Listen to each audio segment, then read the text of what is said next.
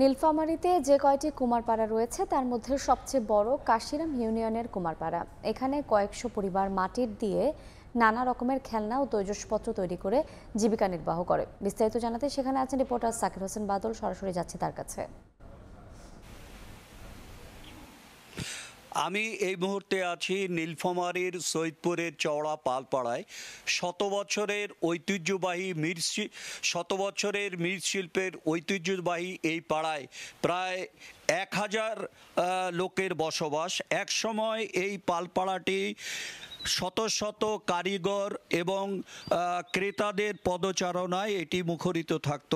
একসময় এই পালপাড়ার ঐতিহ্য ছিল এখানে কয়েক হাজার পাল গোষ্ঠী, তারা মাটির তৈজসপত্র, খেলনা, তারপরে এই যে কুয়ার পাড় এসব তৈরি করে তাদের জীবিকা নির্বাহ করত। কিন্তু সময়ের পরিবর্তনের সাথে সাথে এই এলাকার যে জৌলুসতা এক সময় ছিল সেটি কিন্তু কমতে বসেছে। কারণ প্লাস্টিক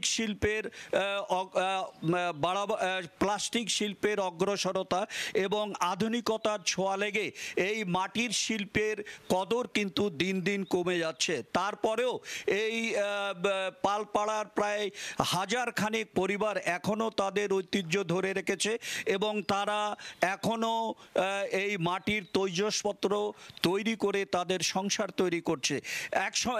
এদের সাথে এখন যারা এখানে আছে, আমি এখানকার কয়েকটি পরিবারের সাথে কথা বললাম। তারা বলছে যে এক সময় আমরা এই শিল্প থেকে হাজার টাকা ইনকাম করতাম, কিন্তু আজকের এমন এক অবস্থা হয়েছে যে প্লাস্টিক এবং অ্যালুমিনিয়াম শিল্পের অগ্রসরতার কারণে মাটির শিল্পের এই সব তৈজসপত্র, খেলনা প্রায় কিনতে চায় না। তারপরেও গ্রামে গঞ্জে এখনো কিছু পূজা উৎসব আছে যেখানে এই সব মাটির খেলনা এবং তৈজসপত্র বিক্রি হয়, যার ফলে আমরা কোনো মতে এখনো টিকে আছি।